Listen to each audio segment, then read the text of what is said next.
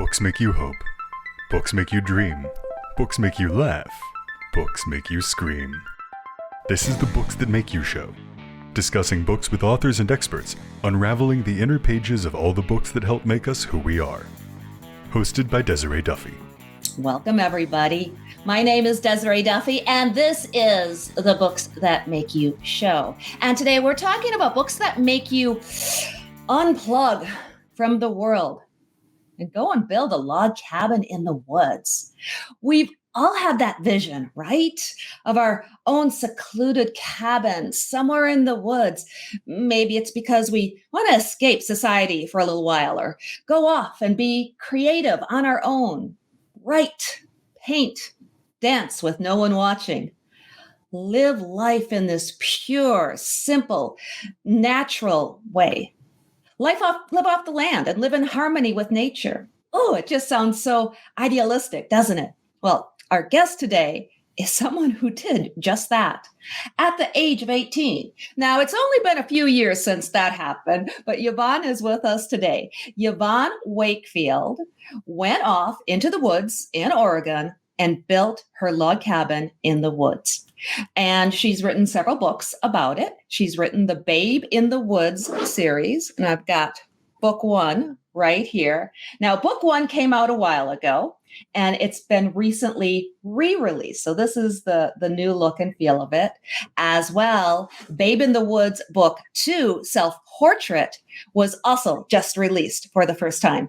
And that one goes into Yvonne's art and creativity a little bit more and kind of pulls us into the present day and spans more areas of time.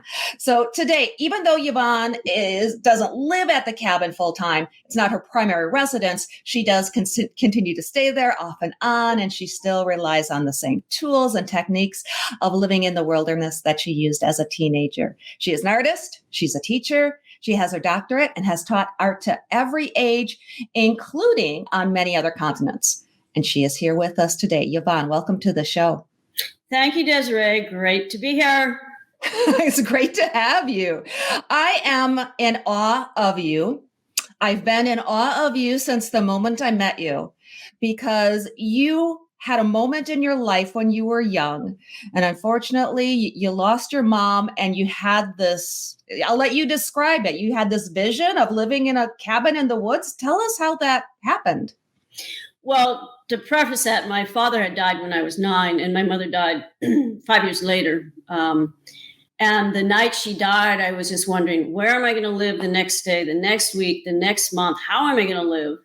And I just had, it wasn't a vision, it wasn't woo-woo or anything. It was just this idea that if I could survive, then it was like the next 6 years in the foster care system and turn 21, I knew I'd be getting a small inheritance. And I would use that to buy property in the wilderness, go there with a case of cold duck, which is a sparkling wine, and a cat, and write poetry and make art. Well, laws changed, so I did receive some of the inheritance when I was 18, and on my 18th birthday, took off for Oregon, which I'd never been to before, and in a roundabout way found an 80-acre mountainside. Beautiful. And so you did it, and you chronicle that in the first book, the one that I have here, Babe in the Woods. And along the way, what I love about the books and your story is you've met people along the way who have helped you out, and you've learned all these techniques and ways to live off the grid. Talk about that a little bit. What was that like? Well, when I went with a book on how to build a log cabin, some tools I bought at a flea market, a bow saw in particular, and I was looking at the book with the diagram on how to cut a tree. I'm trying to cut this tree with the bow saw in the snow, and then it basically fell the wrong direction and nearly creamed me. That serendipitously led me to a man named Jim, who then I hired as a builder, and he became my mentor and friend. And then along the way, when I was 18, I'd go to the lumber mill and meet the man who ran the lumber mill all by himself and his wife. And it was like everywhere I'd go, I'd meet these new people. And a lot of them were very supportive and helpful for me, either physically helping lift logs or psychologically by being a friend to me at that point. And you were building a life where you were essentially living off the grid. Now, that wasn't even a term when you did it. But what do you think people should know about living off the grid? Because I think we think of it idealistically. It sounds so beautiful and wonderful, but it's hard work, isn't it? Well, yes, and there's different variations, like living off the grid with solar and generating your own electricity. That's one definition of living off the grid. Living off the grid, I experienced was, yes, I had running water, but you had to run down to the creek and pull it out with a bucket. I heated the cabin by a wood stove. I light it by kerosene, and I still do the very same thing that I did when I was 18. But when I was building it, I lived in a ratty old shack for a while, and then when the snow melted, I lived in a pup tent. And this is like before climate change, and like even on 4th of July it would snow and rain. So I was having to, live in the elements and work in those elements at the same time. That's what living off the grid was. Wow. And the physical demands of that must have been immense. And you look like you're in great shape. I mean, talk a little bit, because maybe the average person can't go build their own cabin in the woods, but they can do some things to keep their bodies healthy and, do strength and endurance. Can you talk about that a little bit? Well, yeah, the cabin building was like an extreme triathlon. There was like, you had to use every part of your body and you were in constant motion. But for me, exercise and maintaining a physical well-being is a daily routine for me. So for instance, I am a group fitness instructor. So I'm working out at least once a week on top of, regular activities like bicycling, golfing, kayaking. But I would not be able to do any of those if I had not maintained my rigorous ritual of exercise. And it varies between, weights, cardio. During the real big lockdown in COVID, I worked for 2 gyms and they were both closed and I didn't have any equipment in my house. So I developed this routine. I'd get up at the same time every morning and start my routine. Well, I varied it with using Clorox bleach jugs as weights, lifting, out. Once even using one of my little Yorkie Terriers as an overhead press. Well, I wouldn't recommend that because if they eat breakfast 5 minutes before you're pressing them, you're going to get a good surprise. Mm-hmm. So I varied things to work out. I used door jams. And then when it got safe, I actually took my exercise classes outside and we worked in snow. We wore snow boots and mittens. And we'd all get out there. These are students from my class. We'd all get out there and we go, before we get out there, it's going, oh man, it's too cold. It's too windy. We don't want to do this. It's too early. And we'd all be grumping at the start. And by the end of the hour, we would go, oh, this is the best thing we've done all day. And consistently, that's what I get from students. Sometimes you have to drag yourself there.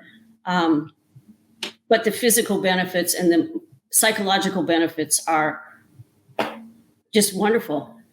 Mm-hmm, mm-hmm. And you have this great attitude. If you set your mind, if Yvonne says she's going to do something, she's going to do it. And I love the way there's no excuses. You hear excuses all the time, right?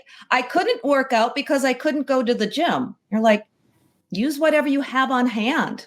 Go outside, no matter how cold it is. You can do it. I think that's a very powerful message. Let's talk about messages that you might have for people who just can't put down those devices. Millennials are kind of known for always being glued to that cell phone. What are some of the benefits that you see in just unplugging and not being connected? Well, let me preface that with a short story. So when I was a professor in Kuwait, I was like literally tied to computers and a mobile phone. And when I came home for a summer, I was at the cabin and there's no connection up there. There's no cell phone connection. There's no electricity. It's always been that way. And I'm leaning on the porch, and all of a sudden I hear my phone ring, and I slap my pants to find the phone. And I realized it was a bird. But that high-pitched sound had ingrained in me like a Pavlovian response. You reach for that phone like this. So the bird was okay, right? Oh yeah, it was just a bird too. But it sounded like my phone. So I mean, I use a phone. I use a smartphone all the time, and I have 3 computers. I'm not a Luddite. I'm not against that, but I think people are just using phones like pacifiers. Yeah. And I think the automatic and nervous system is just so imprinted with this and immediate responses. That's what you expect in every situation.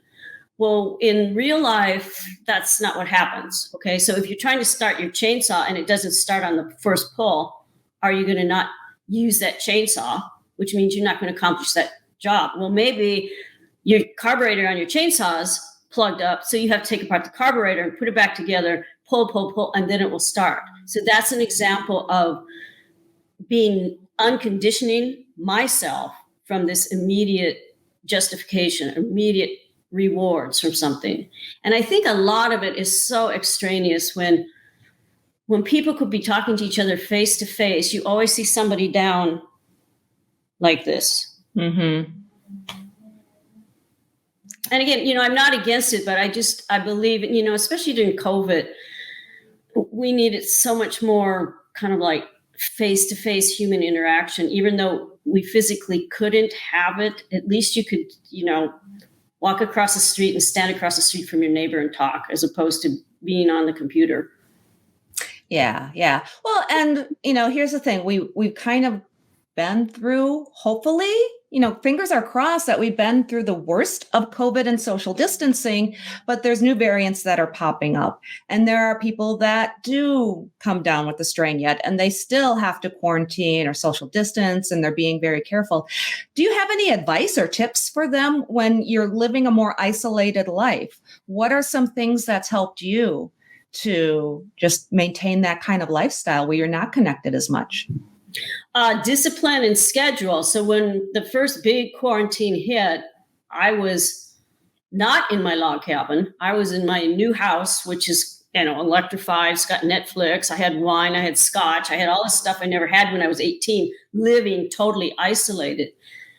Both my jobs are canceled. All my volunteer work was canceled. I didn't meet on any boards. So it was basically me. My husband recently died. So it was just like basically me and my 2 dogs. And I had 2 goals in mind during COVID: don't get COVID and don't get depressed. So I utilized the same regiment I did when I was 18 at the cabin. So when I was 18, living alone at the cabin after it was built, I'd get up before sunrise, make a fire, put on clean clothes, a little pullover sweater with a collar, and read and write until sunrise. And then I'd eat something, and then I'd put on work clothes, and I'd go out and I'd work for like 4 or 5 hours in the woods. And then at noon, you have a little lunch, and then you can only work in the winter until 4 because it gets so dark, but I'm out physically working. 4 o'clock, you go in, you clean up, and you have a little bit, you eat something more, and then you read and write, or write and read. And that's the discipline I maintained that got me through this winter, or that winter. So when COVID came, it was almost like cream cheese. It's like, wow, I've got electricity, I've got Netflix, I've got heat that I don't have to fall trees and buck them up to create flames. But it was maintaining the daily discipline, dressing in the mornings, even though I knew I wasn't going to see anybody, dressing like I would if I was going to the office or if I was going to the meeting, and maintaining regular, consistent hygiene. Yeah. Yeah. I kind of got a little bit dressed up because I know that's your philosophy. It's like, even if you're not going to see anybody, go through those routines and those rituals. It kind of keeps us grounded in so many ways. And I have a question. I do want to ask you about the bear story, but you brought up something that I absolutely must talk about as well, about your time teaching in Kuwait. And you've taught art to Middle Eastern women. You are still an art teacher. Do you want to talk about that experience, especially now in the Middle East, specifically in Afghanistan, we're seeing, and hopefully it doesn't get too awful, but we're seeing just women that are being treated in ways where the idea of teaching them art would be considered something wrong. You want to talk about that experience and your philosophies on teaching art? Well, yes. And first, how I came by that job. I have a doctorate and I was a art specialist for a public school district, but it wasn't actualizing my doctoral skills. So anyway, I was offered this job in Kuwait by Kuwait University. I'd never been to Kuwait before. So I accepted the position thinking it was a 2-year position. I'd stay there for 1 year just to try it out. I actually stayed for 6, and it was because of students, my women students. There is a stereotype that I do not believe applies to most Kuwaiti women. They are some of the most entitled women that I've ever met. I mean, it's a cradle to grave social system there. They're provided for by their government. They're paid to go to college. Their books are covered. If they get in a position where they can study for a doctorate, the government pays for them to study overseas, pays for their family to come over with them. So in that way, they're very supportive. Sure, they have the same kinds of impediments that women all over the world do because of traditions in the family, because of traditions in their religions, in their society.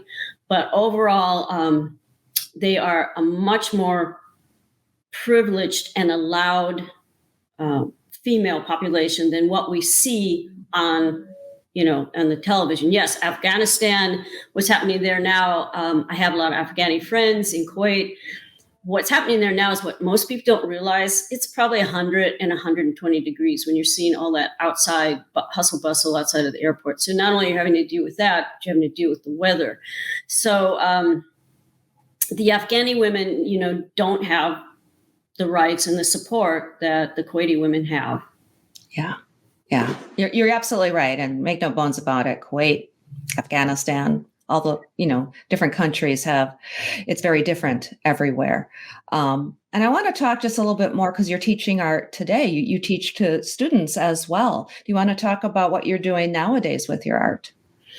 I'm pretty much retired from the system, from the university or public school system, especially because of COVID now. But I teach some special needs kids. One in particular I've had now for 8 years. And she was totally nonverbal when I first met her, but she indicated there was something inside of her, and I brought that out. We brought it out together through art.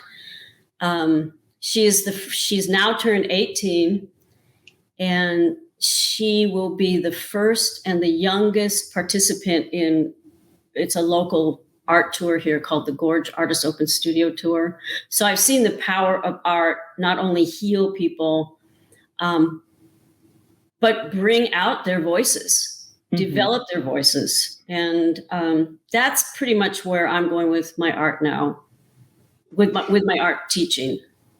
And your art specifically, you have this theme, I guess we could call it, using the full moon. Could you tell us a little bit specifically about what you're creating, what you like to do with your art? Well, I have many dimensions, but the full moon one started when in the Babe in the Woods self-portrait, when I first built the cabin, there were some times I couldn't sleep, and then I realized it was a full moon. So a couple years later, when I was at the cabin, I couldn't sleep, and I went out to go paint it, and by full moonlight, I was painting the full moon. And from there on, I continued to paint the full moon pretty much through all over the world. That's one theme. The theme I had in Kuwait was pomegranates, because basically I'm a landscape painter. But in Kuwait, there's basically no landscape, and it's either too hot or dangerous to go out and paint. So I went to the grocery store, and pomegranates there are like apples here, and bought cases of pomegranates and cracked them open, and I could find the same valleys and highlights and vistas that I could in, a natural landscape. So for 6 years in Kuwait, I painted pomegranates. And then when I returned to the States, I did paint for 2 more years. I had a couple more shows of pomegranates, just because I'm a visceral painter. If I don't feel it, I can't paint it. And your artwork is beautiful, by the way. Thank you. Absolutely stunning. Now, there was this bear that kind of stood in your way. Do you want to talk about the bear story and maybe, what that's taught you and how that affected your time in the woods? First, when I went to the land at 18, I was afraid to go out at dark. I really was. And I taught myself step by step to go further into the woods. Every night I'd take 1 step, 2 steps, until I could recognize, for instance, that the tree stump I feared was a bear, was really a tree stump. But in self-portrait, I was bothered by not a bear, but rogue bears that had been relocated from, I believe it was a national park, and ended up coming into my draw. They were habituated bears. They weren't the wild bears that are around there now, because the wild bears don't bother me. We see each other in the woods and we split. But these bears would not let me alone. I'd encounter them. They'd come up at the porch at night. They'd wake me in the middle of the night. They got into the cabin. And I lived in fear until I had to deal with one. And then I still lived in fear after I had to deal with one. But the bear experience taught me how there's real fear and how there's manifest fear. Like, manifest fear would be today, I don't think I want to go outside because I could get hit by a car crossing the street. Real fear is, that bump, bump, bump, bump on the porch is in my imagination. That's a bear. How am I going to deal with this? Yeah. And it's so sad too, because these habituated bears, it's not their fault. It's not their fault that they've acquired these really bad habits because of the environment that they were in before. Being around people, they lost their fear, right? They were not afraid of you like the other bears and the way bears should be, so that when you do meet them in the woods, you part and go your separate ways. Well, so for instance, last summer, I was sitting on my porch editing this manuscript, and this bear comes down the path. It's, maybe 10 feet from me. So I ran in the cabin, I slammed the door, start jumping up and down on the floor like I did with the other bears. And it climbs up a tree. And then it goes down, it goes up another tree, and it stays up in this tree. And so this is kind of a funny story. So I decided, I'm going to go down and sing it a song, because I have this song I sing to animals. The song never leaves the mountain, and there's no words to it. So I'm making this little noise to the bear, and we're looking at each other, and it kind of moves like it's going down. So I run up to the cabin, and I have 2 little terriers that are about this big. And just as the bear got down, one of the terriers jumped at the door, and the bolt dropped, and it chased this bear into the woods. And I thought, that's it. Because I did lose another Yorkie to a cougar. So I thought, this is lunch and a crunch with my Yorkie and the bear. And 5 minutes later, the little dog comes wagging his tail up like, hey, what's up? But, these bears, the wild bears, I don't have anything to really fear. Yeah. But also, I'm really fastidious about hygiene and cleanliness. I won't let anybody throw a peach pit out. I don't want any scent around that's not natural. Any garbage is packed out. And one interesting is I've been thinking about, when I lived there that year, especially in the winter, I don't recall really packing out garbage, because everything I had was mostly like natural ingredients. Like I hand ground bread. You had vegetables, and there was like no packaging. Maybe I had a couple cans. There was like no packaging to this food. So I had very little waste. Now when I go up, everything's like, in a can or a cellophane bag. So that was something I realized over the decades. Yeah. I suppose there's no way we could talk you into singing that song for us. No, it never leaves the mountain. There's no words to it. It's almost like a chant. And when I've done it, I mean, I first did it when I was 18. I saw this big goshawk up in a snag, and I just started singing this, and the bird just went, and wasn't upset by me at all. Oh, I love that. That's excellent. Yvonne, okay, so let's get more specific about the books. So we got book 1 that is re-released. You wrote this a long time ago, and now you're continuing the series, and book 2 is Babe in the Woods Self-Portrait. And then there's a third book on the horizon too. So tell us just what it's like to write a series. This is like an autobiographical memoir-ish type series. How do you feel as a writer, as an author, to see these books, to see this one re-released, and to see now the second one coming out? Well, first of all, it's been hard. It's taken me longer to try and get these books published than it did to build the cabin. And I get so many excuses. I mean, dealing with the publishing world is like an abusive relationship. They say, oh, this is no good. You're no good. And you get like 1,000 rejection letters, and you begin to feel like you're no good. Well, Babe in the Woods, Building Life One Log at a Time had been republished by 2 publishers, and it didn't work out. So I republished it under my own company. So at the time this is getting republished, then the sequel is also getting published. And I get up in the morning and I write the first thing I do, and I'm writing on the 3rd, which takes us up to present day COVID. So sometimes I forget, like, where am I in this part of my life? You know, am I 18? Am I 40? Am I 60? Am I 30? How old am I? And I have to realize the scene. But another thing, people said, why write 3 books? Why don't you just write everything in one book? Well, I don't consider one book a memoir. I might consider all 3 an autobiographical memoir, but I think each one is just a story of a time and an era with my relationship with that log cabin in the wilderness, which I still own and I still go to on a very regular basis. And I was thinking today, after the third book is out, I was just going to say this is it, but there have been things happening in different fields up there in that area that I don't address in the books. Like, I just basically talk about myself as kind of like a nymph with my easygoing language, and I don't examine any political situation really. I don't opine. I don't think people would care about my opinions. So they're just basically simple stories. Well, those simple stories are beautiful and they're insightful.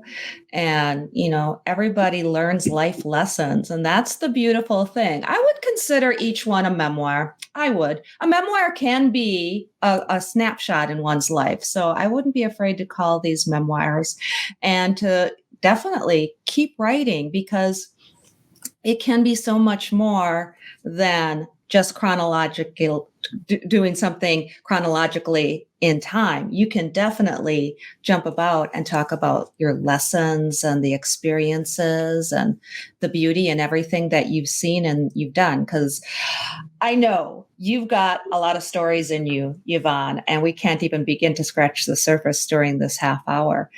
So tell us next. You've teased us a little bit with book 3. Is there anything else on the horizon for you? What else might you be working on?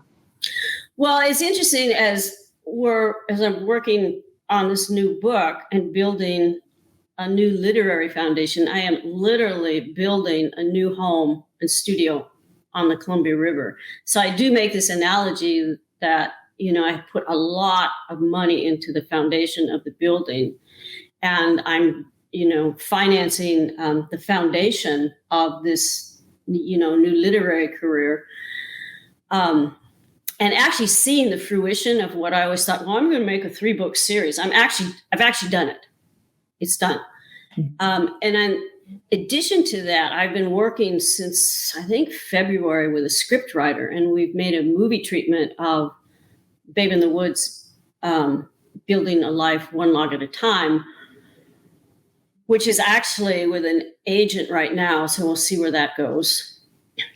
I love that. I love that. Fingers crossed. I can definitely see this on a screen. I can see your life. I can see so much for you. It's so exciting. Yvonne, can you tell people where they can go to find out more about you? Give us your website. Where can they go and find out more information about your books? My website, YvonneWakefield.com, which is actually undergoing a total, I think we called it a facelift. It's going through a major facelift right now. And then you can follow Babe in the Woods, Building a Life One Log at a Time. You can follow me on that. I post little things that I do up there. So for instance, I was up there a couple weeks ago and I learned how to, a different method of refitting an axe handle and a maul handle. So I had somebody take a picture of me demonstrating that. And sometimes I'll put, just like really basic things like if you mix a little bit of ash into your lime and throw it in white lime, if you throw it into the outhouse, it sweetens the outhouse. Like little things like that. Or like, how should you trim a kerosene lamp wick? Just, things you don't even think about. Oh, I love that. That's great advice for people who built a log cabin in the woods, or maybe they're just going camping or, going or if you buy a kerosene lamp at a Goodwill or somewhere, you don't know how the shape of the wick should be. Oh yeah. Yeah. Things that I didn't know that type of things. That's great. That's awesome. Yvonne, thank you so much for being here today on the show. I love this. Go ahead. I got book 1 here that I can hold up. Go ahead, if you would, hold up the cover for book 2 so that people know what to look for when they go shopping. There it is. Babe in the Woods. Self-portrait. Yvonne Wakefield. Her website is Yvonne Pepin with 1 P in the middle, wakefield.com. Go there, find out more about Yvonne, find out more about her stories, her book, sign up for her newsletter, follow her. She has got some amazing stories. And like I said, we only scratched the surface today here on the Books That Make You show. Thank you, everybody, for joining us. You can find out more about us on our website. It's booksthatmakeyou.com. Sign up for our newsletter, follow us on social media. We're on Facebook, Instagram, and of course, YouTube.